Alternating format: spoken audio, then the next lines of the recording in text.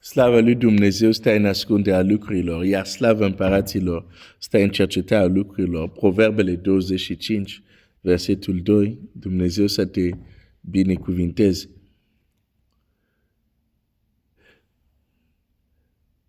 Mama lui Samson, Biblia zice, și i-a dat numele Samson.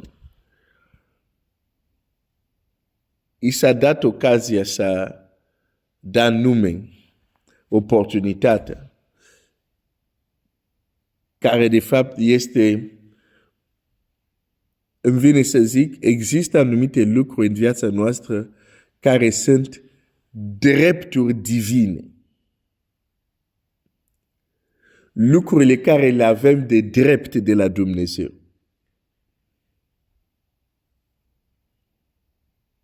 Lucrurile care Dumnezeu ni le-a dat. Și e bine să cunoști. La fel cum într-o societate e bine să-ți cunoști drepturile. De ce? Că dacă nu ți le cunoști, cu siguranță vor fi încălcate la un moment dat. Totdeauna va fi cineva care o să încerce să încalce drepturile tale. Nu se pune problema. Și atunci, dacă nu îți cunoști drepturile, ce se va întâmpla? Vei fi pagubit. Așa este și spiritual.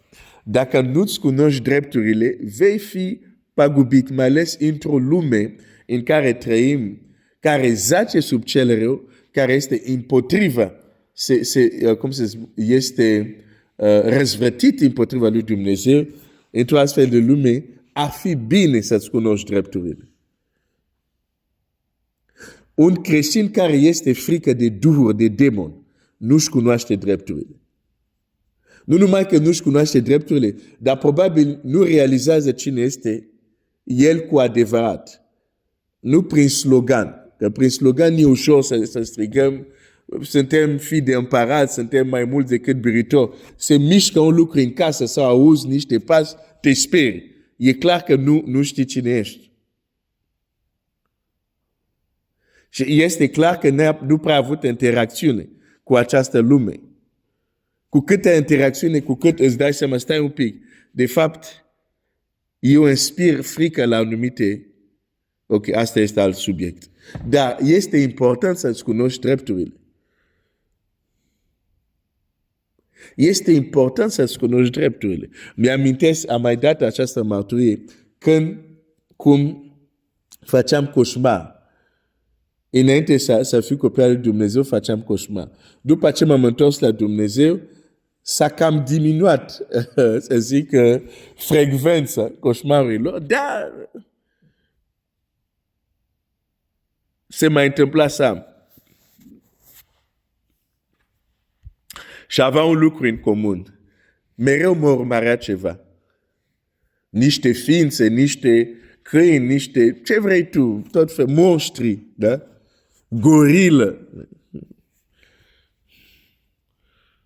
Mi-amintesc, vezi, n-am uitat, am făcut un vis unde era King Kong care mă urmărea. Și mi-a prins așa în mâna lui mare. Ce vis, e bine, asta probabil din cauza. Te uiți la filme și te influențează uneori, în fine. Dar ai înțeles, vise unde sunt urmărit. Ascultă, că poate mă ascult de această dimineață și ai probleme încă în vise. Că ești urmărit sau în vise se întâmplă lucruri care nu vrei să ți se întâmple. Să nu intru în detalii. Într-o zi, m-am dus la culcare, am adormit și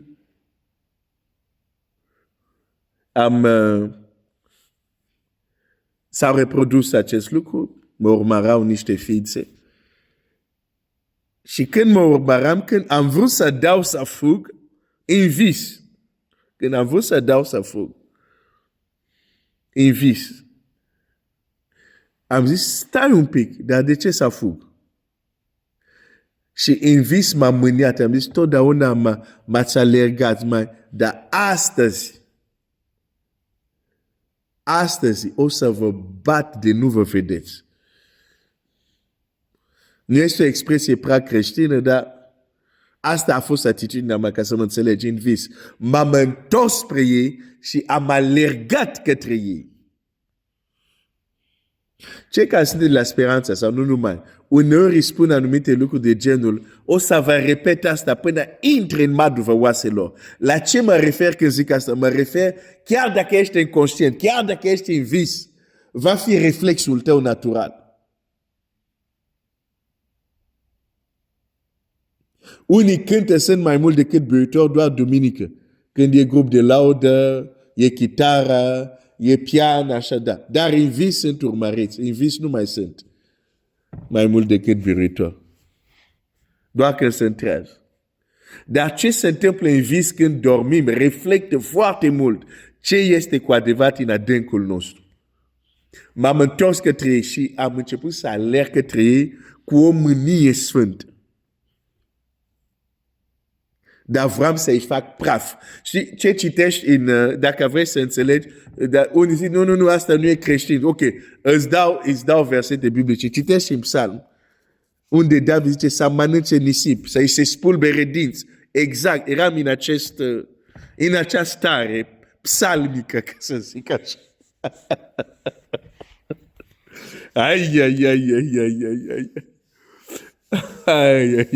Și din acea zi, când am alergat către ei, au fugit. Mă rog că ceea ce te urmărea, să începi tu să-i urmărești. Nu ai spus amin. Mă rog că ceea ce te urmărea, să începi tu să urmărești. Au fugit. Din acea zi, nu am mai avut coșmar. A trecut mult timp ca să mai am un fel de coșmar, dar de fapt nu era un coșmar sau nu erau coșmar, erau avertismente de la Dumnezeu, dar aveau, să zic, anumite, experiențe neplăcute, știi? Dar nu era coșmar în sensul că mă urmărești, mă înșeșa. Asta s-a terminat de atunci.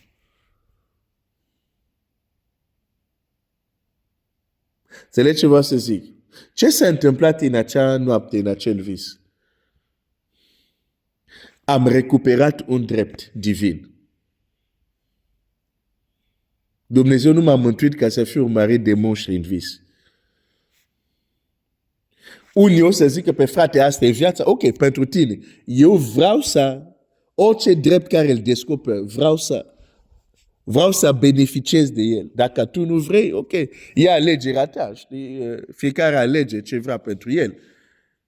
Dar există drepturi divine, lucruri care Dumnezeu ni le-a dat de drept, dar dacă nu le cunoaștem,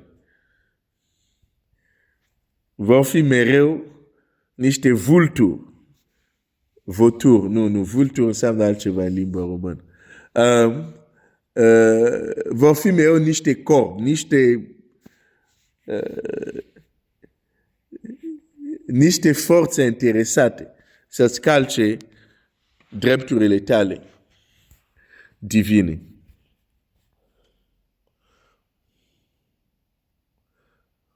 Și unul care l-am primit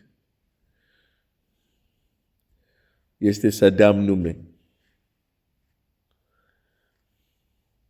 În continuare, tu dai nume la lucru. În mod inconștient. Faci asta conștient, dar și în mod inconștient, noi dăm un nume, dăm o identitate la diverse fenomene, la diverse lucruri. Le dăm o identitate, le interpretăm într-un fel. Și modul cum le identificăm, modul cum le interpretăm, influențează interacțiunea noastră cu ele și cu lumea în lumea în care trăim. Vreau să citesc un text, dar mi-a venit să ți partajez acest lucru. Nu lăsa ca să ți se fure. Când Biblia zice cel rău nu vine decât să fure și să înjunghe. Ce vine să fură? Vine să ia ce nu este a lui. Și ce înseamnă asta?